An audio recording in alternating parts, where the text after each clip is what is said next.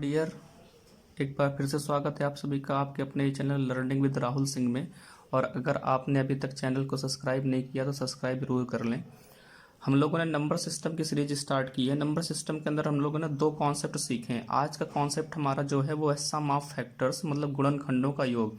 हमने कल बताया था किसी भी संख्या के कितने गुणनखंड है टोटल, वो चीज़ हमने निकाली थी और तरह तरह के गुणनखंड निकाले थे, सम विषम, ठीक है ना, अभाज्य भाज्य, इस तरह के गुणनखंड निकाले थे। आज हम निकालेंगे गुणनखंडों का योग। तो जैसे मान लीजिए हमारे पास कोई एक संख्या है, सपोज हमारे पास संख्या है 20। तो 20 की अगर हम बात करें, आपसे कहें कि इसके पहले बताइए गुणनखंड कैसे करेंगे, तो हमने कल तरीका बताया था आपको। 20 को हम कैसे लिखेंगे, 2 × 10 लिख लेंगे भाई, है ना, 2 × 10 लिख दिया। तो 10 के अंदर हमें पता है ना, एक 2 है और एक क्या है, 5 छिपा है इसके अंदर, है ना। तो यहाँ से एक 2 और मिल जाएगा, तो 2 की पावर क्या मिलेगा हमें, 2। और यहाँ से 5 की पावर क्या मिल जाएगा, 1। देखो 2 की पावर 2 का मतलब 4, 4 पंचे 20। तो ये हमारे फैक्टर हो गए। तो अब हमको निकालना है गुणनखंडों का योग। तो देखिए हम तरीका बताते हैं गुणनखंडों का योग कैसे निकलता है। यहाँ पे जो भी हमारे पास में प्राइम फैक्टर किए हम लोगों ने, अभाज्य गुणनखंड जो किए हैं, या तो 2 की पावर में मिलेगा, या 3 की पावर में मिलेगा, या 5 की पावर में मिलेगा, या 7 की पावर में मिलेगा। तो इनको कैसे रख रहे हैं, ध्यान देना, देखो कैसे लिख रहे हैं हम। यहाँ पे 2 की पावर हमने 0 से स्टार्ट किया है, इसको यहाँ पे आएगा 2 की पावर 1, और ये कहाँ तक मैक्सिमम जाएगा, जितनी पावर आई है इसकी मैक्सिमम कितनी आई है, 2। इसके बाद में इंटू बीच में रहेगा। फिर से हमारा 5 आया ना, तो 3 तो है नहीं, तो 5 की पावर कहाँ से स्टार्ट करेंगे, 0 से, और फिर प्लस लगाएंगे बीच में, 5 की पावर क्या हो जाएगा, 1। जरा बताइए, किसी भी संख्या की आपने पढ़ा होगा, किसी भी आप लोगों ने पढ़ा होगा घातांक के अंदर, किसी भी संख्या के अगर पावर में 0 लगा तो उसका मान क्या होता है, 1 होता है। तो जैसे यहाँ पे संख्या 2 की पावर 0, तो इसका मान क्या हो जाएगा, 1 हो जाएगा। 2 की पावर 1 का मान आप जानते हैं 2 होगा। 2 की पावर 2 का मान आप जानते हैं कितना होगा, 4 होगा। ऐसी 5 की पावर 0 हमारा मान कितना होगा, 1, और 5 की पावर 1 का मान कितना हो जाएगा, 5 होगा। तो जरा बताइए यहाँ से कितना आया, 4 2 6, 6 कितना आया, 7, और उधर से कितना आया, 5 1 6, इंटू कर देंगे, 6 7 कितना आ जाएगा, 42। तो ये तरीका है हमारा क्या निकालने का, सम ऑफ फैक्टर्स, गुणनखंडों का योग। किसी भी दी गई संख्या के कुल गुणनखंडों का योग क्या है, तो किस प्रकार से निकालना है आप लोगों ने ध्यान देना है कि सबसे पहले फैक्टर कर लेंगे। जो भी फैक्टर आएगा, जैसे यहाँ पे हमारा 2 और 5 के फॉर्म में हमारा फैक्टर आया, तो 2 की पावर कहाँ से स्टार्ट करिए, 0 से, और जहाँ तक जाएंगे, जहाँ तक मैक्सिमम पावर आई, बीच में प्लस का साइन, फिर इसके खत्म होगा जाएंगे फैक्टर, तो इंटू का साइन। इसके बाद में जो दूसरा नंबर है उसके फैक्टर स्टार्ट करेंगे, कहाँ से स्टार्ट करेंगे, 0 से, और कहाँ तक जाएंगे, जो मैक्सिमम आया, तो 1 ही आया था, तो 5 की पावर 0 प्लस 5 की पावर हमने 1 लगा के लिखा है, ठीक है ना। अच्छा, अगर बात करें तो हमारे 20 के फैक्टर क्या क्या है, तो आप सब जानते हो वैसे 20 का फैक्टर क्या क्या है। हमारा 20 जो है ना, 20 के अगर मैं यहाँ पे थोड़ा सा समझाना चाह रहे हैं, 20 के अगर फैक्टर लिखें तो 1 से डिवाइड हो रहा है 20, 2 से होगा, 4 से होगा, और 5 से होगा। 5 के बाद 20 का फैक्टर हमारा 10 है, और 10 के अलावा क्या है हमारा 20 है। तो अगर यहाँ पे आप देखें भी ना, तो इनका सम भी देख लो जरा, 20 10 कितना हुआ, 30, 30 5 35, 35 4 कितना हुआ, 39, 39 1 40, 40 2 कितना आया, 42। तो देखो जितना भी फैक्टर निकाले ना हमने, तो अब ये अलग अलग हम फैक्टर निकाल के तो लिखेंगे नहीं। अभी तो हमने छोटी संख्या लिखी है ना, तो हमने आपको फैक्टर कैलकुलेट कर दिया कि ये फैक्टर 20 के हैं, और इन सबका जोड़ भी कितना है, 42। लेकिन यही संख्या अगर बड़ी होगी तब तो फिर हम कौन सा तरीका अपनाते हैं, ये वाला, ठीक है ना। और अगर ध्यान देना, थोड़ा सा ध्यान गौर करना जोड़, अगर यहाँ पे हम देखें 2 की पावर 0 का मान कितना हमारा 1 है ना, निकाल भी लिया हमने। तो 1 का गुणा आप 1 के में करेंगे तो कितना आएगा, 1 आएगा। अब 1 का गुणा आप 5 में करेंगे तो कितना आएगा, 5 आएगा। अगर फिर इसके बाद में 2 का गुणा करें, 2 का गुणा 1 में करेंगे क्या आएगा, 2 आएगा। और 2 का गुणा 5 में करेंगे कितना आएगा, 10 आएगा। फिर इसके बाद 4 का गुणा करें अगर हम 1 में तो कितना आएगा, 4 आएगा। और अगर 4 का गुणा करेंगे 5 में तो कितना आएगा, 20। तो वही चीज़ है, ये सब फैक्टर्स ही बताएंगे हमारे। तो इस प्रकार से हम निकाल लेंगे क्या, गुणनखंडों का योग। एक और मान लो नंबर लेते हैं, हमने मान लिया एक नंबर हमारे पास है 60। क्वेश्चन ऐसे लिख के आएगा, मान लीजिए n बराबर 60, तो n के सभी गुणनखंडों का योग क्या है, इस प्रकार से क्वेश्चन आएगा, ठीक है ना। क्वेश्चन ये है कि n इक्वल्स टू हमारा 60 दिया है, then find the sum of all factors of n। तो n के सारे फैक्टर्स का हम क्या निकालने वाले हैं, सम या गुणनखंडों का योग निकालने वाले हैं। तो आपको भी बताया 60 की सबसे पहली बात वही फैक्टर निकालने हैं। अब आपको पता चलना चाहिए भाई 60 के फैक्टर क्या है। 16 मतलब 6 × 10 है ये। 6 के अंदर 1 2 है और 1 3 है, इसके अंदर भी 1 2 है और 1 क्या है, 5 है। 2 पंचे 10, तो 2 कितने मिलेंगे आपको, 2 मिल जाएंगे। 3 की पावर 1 और 5 की पावर क्या आया, 1। तो बता दिया हमने तरीका कैसे निकालना, सीधे सीधे 2 की पावर क्या, 0, 2 की पावर 1, 2 की पावर 2। ये तो अभी हम बता रहे हैं कि ऐसे ऐसे लिखने हैं। फिर ऐसे 3 की पावर 0 प्लस 3 की पावर क्या, 1। अदरवाइज आप तुरंत सॉल्व कर लेंगे। 5 की पावर 0 और प्लस 5 की पावर क्या हो जाएगा, 1। इंटू है बीच में यहाँ पे, ठीक है ना। तो 2 की पावर 0 मान कितना होता है आपका 1 होता है। 2 की पावर 2 का मान मतलब 2 की पावर 1 का मान कितना होगा 2 होगा। 2 की पावर 2 का मान कितना होगा 4। तो यहाँ से आ जाएगा 1 + 2 + कितना 4। इधर आके 3 की पावर 0 मतलब मान कितना होगा 1। 3 की पावर 1 मान कितना होगा 3, ठीक है ना। 5 की पावर 0 की वैल्यू कितनी होगी 1 और 5 की पावर 1 की वैल्यू कितनी हो जाएगी 5। तो यहाँ से कितना आएगा 4 2 6 6 1 7 इंटू 4 आ जाएगा यहाँ से 5 + 1 कितना हो जाएगा 6। तो 6 से तो कितना हो गया 42। 42 इंटू 4 करेंगे तो 42 इंटू 4 करेंगे तो कितना आ जाएगा भाई 168 आएगा, ठीक है ना। 42 इंटू 4, ठीक है ना। 4 का मल्टीप्लाई 4 में करेंगे कितना आएगा 4 चौको 16 और 4 दूनी 8, ठीक है ना। नेक्स्ट क्वेश्चन पे आते हैं भाई।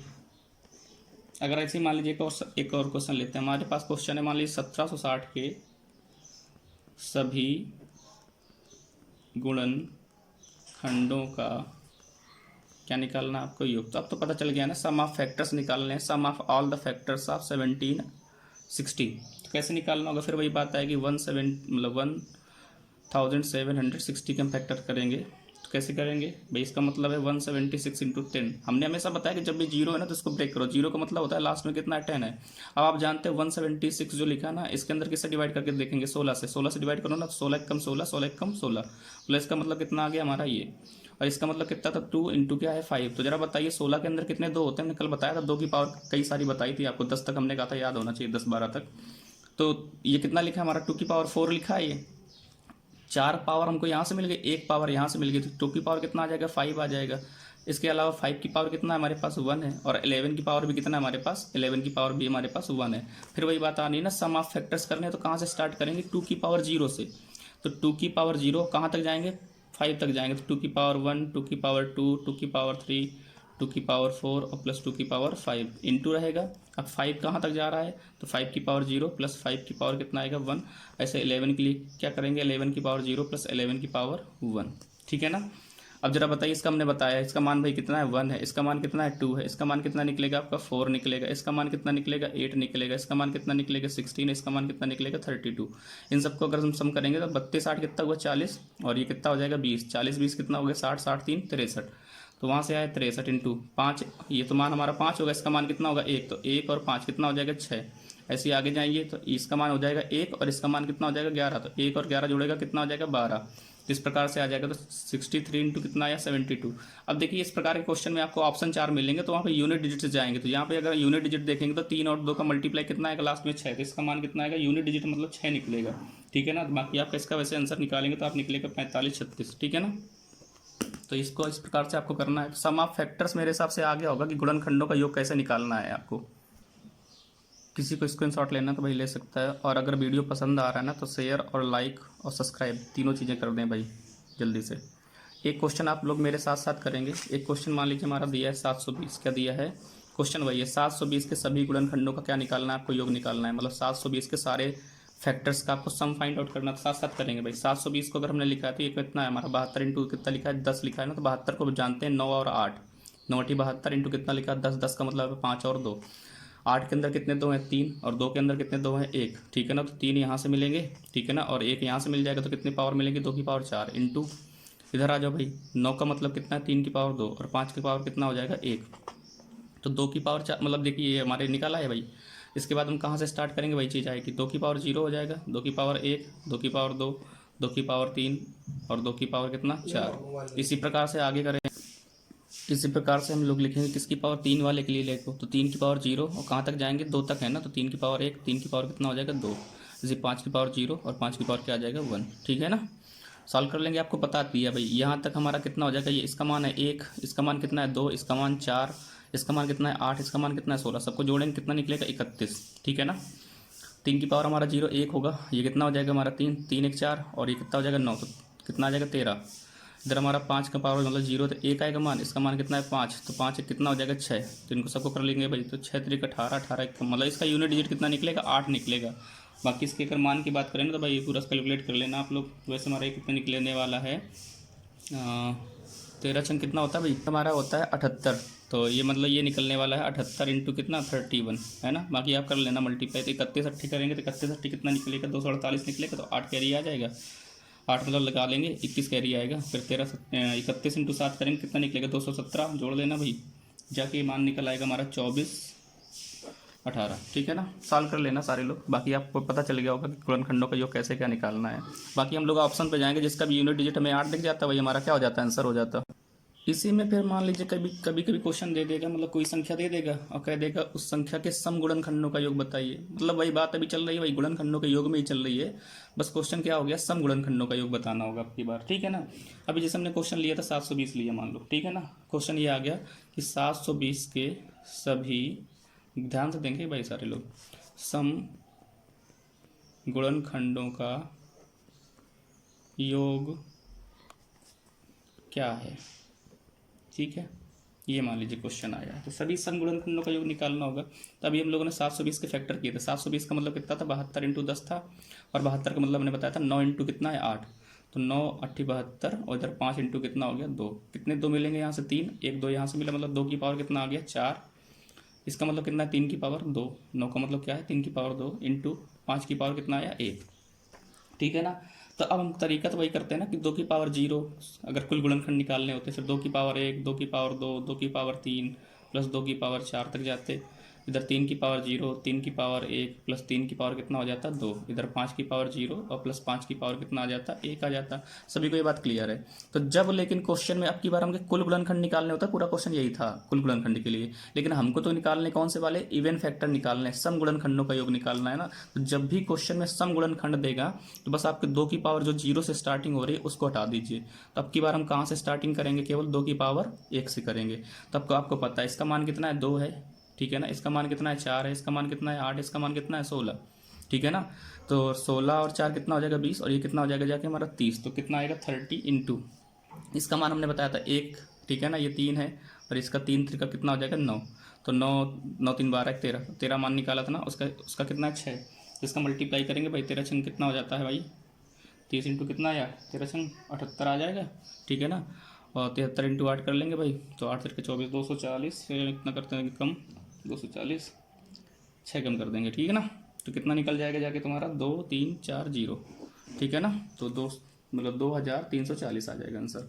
तो सम फैक्टर निकालने के लिए आपको मेन बात ये समझनी है कि कुल फैक्टर जैसे निकाल लेते वही तरीका बस है। यहाँ पे ध्यान देने वाली बात ये आएगी कि बस यहाँ पे जब 2 की पावर 0 से स्टार्टिंग कर रहे हैं ना, तो 2 की पावर 0 से स्टार्टिंग ना करके अपनी बार 2 की पावर की स्टार्टिंग केवल कर दो 1 से, बाकी 3 की 5 की 7 की उन सब की कहाँ से स्टार्टिंग करोगे, 0 से ही करोगे। ठीक है ना, तो इस प्रकार से करना है। अब इसी क्वेश्चन में ध्यान देना, ठीक है ना। अगला यही क्वेश्चन मान लीजिए अब होता कि सम ऑफ निकालना होता ऑड फैक्टर्स, क्या निकालना होता, सम ऑफ ऑड फैक्टर्स निकालना होता। तो गौर से ध्यान देना, अब की बार हम निकाल रहे हैं विषम गुणन खंडों का योग। ठीक है ना, विषम गुणनखंडों का योग ध्यान से देख लेंगे। तो अब की बार हमको विषम गुणनखंडों का योग निकालना, हमने मान लिया क्वेश्चन वही है 720 है, 720 के भी फैक्टर हम कर चुके हैं, बार बार नहीं करेंगे। 2 की पावर 4 है, और 3 की पावर क्या है 2, और 5 की पावर कितना है 1। कैसे है भाई, 2 की पावर 4 का मतलब 16, 16 पंचे 80, और 80 इंटू 9 तो 9 72, 720 हो जाएगा। ठीक है ना, तो अब हमको निकालने हैं सम फैक्टर। जब सम निकालने होंगे ना, जितनी भी 2 की पावर आएंगी उनको छोड़ दीजिए, क्योंकि 2 हमारा सम नंबर बनाता है। तो 2 के अलावा के जितने फैक्टर बचेंगे ना, 3 की पावर में बचेंगे, 5 की पावर में बचेंगे, 7 की पावर में बचेंगे, 11 की पावर में बचेंगे, जो भी आगे के बचेंगे, तो 2 की पावर केवल छोड़ दीजिए। तो यहाँ पे 3 की पावर 2 है, तो 3 की स्टार्ट कर लो। कहाँ से स्टार्ट करेंगे 0 से। ठीक है ना, हम ऑड निकाल रहे हैं ध्यान रखना, और 3 की पावर 2 हो जाएगा, जैसे कि 5 की पावर 0 प्लस 5 की पावर 1। ठीक है ना, इसका मान तुमको पता चल चुका है कितना है 13, और इधर कितना था मान 6। कैसे, 5 की पावर 0 का मान 1, 5 की पावर 1 का मान कितना है हमारा 5, तो 5 1 6 ऐसे यहाँ पे आ जाएगा। तो 13 छंग कितना हो जाएगा जाके 78। ठीक है ना, तो इसका आंसर हमारा कितना आ जाएगा 78 आ जाएगा। तो सभी को ये बात समझ में आ गई होगी मेरे हिसाब से। ठीक है ना, अब यहीं पे अगर ये क्वेश्चन ये मान लो ऐसे करके देता है, जैसे हमने ये सारी बातें बताई थी लास्ट क्लास में, जब हम लोग फैक्टर्स निकाल रहे थे तो वहाँ भी हमने फैक्टर्स निकाले थे, कुल गुणनखंड निकाले थे, सम गुणनखंड निकाले थे, विषम गुणनखंड निकाले थे। फिर ऐसे कहा था किसी से विभाज्य गुणनखंड बताइए। जैसे यहीं पे इसी क्वेश्चन हम दे देते कि 720 के, ठीक है ना, उन गुणनखंडों का योग क्या है, उन गुणनखंडों का। देखिए नेक्स्ट हम बात करेंगे व्युत्क्रमों का योग निकालेंगे, मतलब गुणनखंडों के व्युत्क्रमों का योग निकालेंगे। तो व्युत्क्रमों का योग निकालने के लिए इसे क्वेश्चन मान लीजिए आ जाता है, ऐसे आ जाएगा n बराबर दिया है मान लीजिए 32, आपसे कह दिया कि 32 के सभी गुणनखंडों के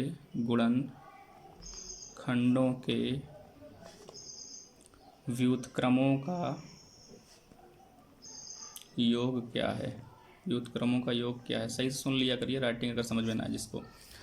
तो 32 हमारे पास दिया है, कह रहा सभी गुणनखंडों के व्युत्क्रमों का योग बताना है। हमको बताना होगा कि इसके जितने भी फैक्टर्स हैं उनके रेसिप्रोकल्स का सम बताना है। रेसिप्रोकल का सम बताने के लिए क्या करेंगे, देखिए ध्यान देना। सबसे पहला काम तो भैया 32 के हम फैक्टर करेंगे। जरा बताइए 32 के अगर फैक्टर करेंगे तो 32 का मतलब आप सब जानते, 2 की पावर कितना लिखा है, 5 लिखा है, 2 की पावर 5 हो गया। अब 2 की पावर 5 आने का मतलब क्या करेंगे भाई, 2 की पावर 0, 2 की पावर 1, 2 की पावर 2, 2 की पावर 3, 2 की पावर 4 और कहाँ तक जाएंगे, 2 की पावर 5 तक जाएंगे। ये सारे हो गए नंबर। अब इसके फैक्टर में कहीं 3 5 नहीं था, मतलब इसीलिए सिर्फ 2 की पावर में लिखा है सारा का सारा। तो जरा बताइए इसका पहला मतलब मान कितना निकलेगा, 1, यहाँ से 2, यहाँ से 4, यहाँ से कितना 8, यहाँ से आओ अगर तो यहाँ से कितना निकलेगा हमारा 16 और यहाँ से कितना निकलेगा 32 निकलेगा। सबको पता है ना, 2 की पावर 5 32, 2 की पावर 4 16, 2 की पावर 3 है ये, 2 की पावर 2 का मान है, 2 की पावर 1 का है, 2 की पावर 0 का मान है। ये सारे हमारे मान आ गए। अब इनका हमको क्या करना है भाई, सम कर देना है। सम कर देना, आप लोग सम कर दो भाई। तो इनका सम कितना निकलेगा, 32 और 16 कितना निकाल आएगा, 32 और 8 करिए, 32 8 कितना हो गया, 40 हो गया, ठीक है ना। और 16 और 4 कितना हो गया, 20। तो 40 20 60 60 3 कितना निकला, 63। मान निकाल चुके हैं पहले भी, 63 आ गया। अब हमको एक चीज़ ये बताइएगा, जरा ध्यान देना, ये तो हमारा टोटल सम आया। अभी व्युत्क्रम का सम नहीं निकाला आपने, क्या निकाल दिया, अभी सम निकाल दिया। अब जरा थोड़ा ध्यान दीजिए, हमको तो निकालना था व्युत्क्रमों का योग। क्या निकालना था, इनके व्युत्क्रमों का योग, ठीक है ना। तो हमने ये फैक्टर निकाल लिए, सारे फैक्टर निकाल लिए ना। तो जरा बताइए अगर हम इनके व्युत्क्रमों का योग करने बैठे मान लीजिए, तो ये तो ऐसे ही होगा ना, 1/1 1/2, फिर क्या आ जाएगा 1/4 प्लस 1/8 प्लस 1/16 प्लस 1/32, यही तो आएगा हमारा व्युत्क्रम। इन सब का एलसीएम कितना आएगा, 32। 32 से डिवाइड करने पे यहाँ से कितना आएगा 32, 2 से डिवाइड करेंगे 16, 4 से डिवाइड करेंगे कितना आएगा 4 32 है ना, 8 से डिवाइड करेंगे 4, 16 से डिवाइड करेंगे 2, 32 से डिवाइड करेंगे तो 1। हमको एक चीज़ और बताइए, हम यहाँ पे निकाल रहे हैं व्युत्क्रमों का योग निकालने बैठ गए। अब हम इसके 32 के सभी गुणनखंडों के व्युत्क्रमों का योग निकाला हमने यहाँ पे, ठीक है। ध्यान दीजिए जरा, क्या ये वही चीज़ नहीं लिखी है, सारे के सारे फैक्टर जरा देखो यहाँ पे गौर से। तो ये 1, ये 2, ये 4, ये 8, ये 16 और ये कितना हमारा 32। समझ में आ रही बातें सारी। तो कुल मिला के हमारे सारे वही फैक्टर लिख गए। तो अगर हमसे कभी भी क्या पूछता है, व्युत्क्रमों का योग, गुणनखंडों के, याद रखेंगे गुणनखंडों के व्युत्क्रमों का योग, ठीक है ना, अच्छे से ध्यान कर लेंगे। व्युत्क्रमों का योग क्या होता है, कुल गुणनखंडों का योग, कुल गुणन खंडों का योग। और जरा देखिए नीचे क्या लिखी है, वही संख्या लिखी है, नीचे क्या दी गई है, संख्या।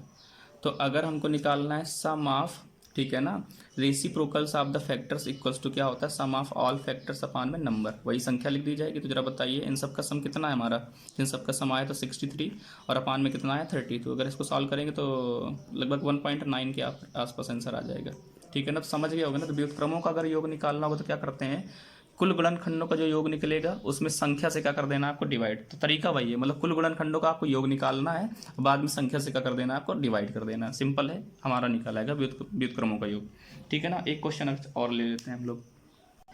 देखिए नेक्स्ट क्वेश्चन हमने मान लिया है 64 80 के सभी गुणनखंडों के व्युत्क्रमों का योग बताना है। फिर वही क्वेश्चन है कि मतलब सारे फैक्टर्स हमारे हैं जो, उनके हमको रेसिप्रोकल्स का सम बताना है। क्वेश्चन है 64 80। तो 64 80 के आप फैक्टर कर लीजिए, सबसे पहला काम वही है। 64 80 ये लिख लिया हमने। जरा बताइए इसको कैसे तोड़ेंगे, 648 इंटू 10 मान लेंगे। जरा बताइए 648 किससे डिवाइड हो रहा है, दिख रहा होगा आपको, 8 से डिवाइड होता है दिख रहा है ना। तो अगर इसको हम 8 से डिवाइड करते हैं मान लीजिए, तो 8 8 जा और 8 1 जा, और इंटू कितना, ये 5 इंटू 2 लिखा। तो 8 के अंदर कितने 2 हैं आपको पता है, 3 2 हैं, 1 2 यहाँ से मिलेगा, 2 की पावर कितना आ जाएगा 4 इंटू, इसका मतलब कितना है हमारा 3 की पावर 4, 81 लिखा है ना। तो 3 की पावर कितना हो जाएगा 4, और 5 की पावर कितना आ जाएगा 1, ठीक है ना। जिसको समझ में नहीं आया तो 9 का स्क्वायर है, 9 किसका स्क्वायर है 3 का, तो 2 बार स्क्वायर हो जाएगा 3 का, तो मतलब 3 की पावर कितना आ जाएगा 4 आ जाएगा। तरीका वही है, हमने बताया ना क्या करना है, अगर व्युत्क्रमों का योग निकालना है तो कुल फैक्टर का योग ऊपर रखना है, ये कुल गुणनखंडों का योग नीचे क्या रखनी है, संख्या। संख्या आपको ये दी है, ठीक है ना, संख्या तो आपको ये दे रखी है।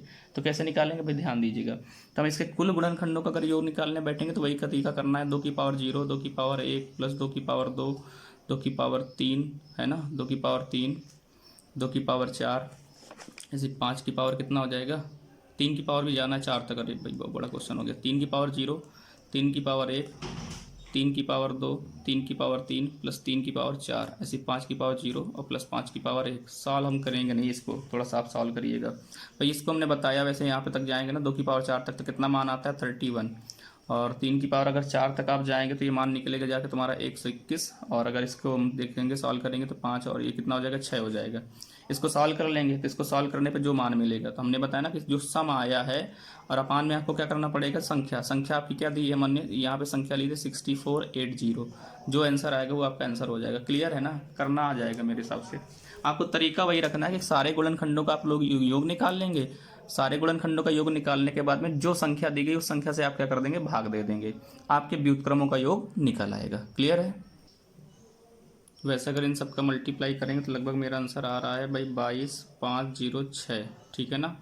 और इसको फिर डिवाइड करना आपको 6480 से डिवाइड करना है, तो जाके आंसर आपको लगभग मिलेगा 6 3 18, हाँ 3 पॉइंट के समथिंग कुछ मिलेगा। सॉल्व कर लेंगे आप लोग, 3 पॉइंट के समथिंग कुछ मिल जाएगा, ठीक है ना। सॉल्व करेंगे आप सारे लोग, फिलहाल आपको ऑप्शन मिलेगा कुछ ना कुछ।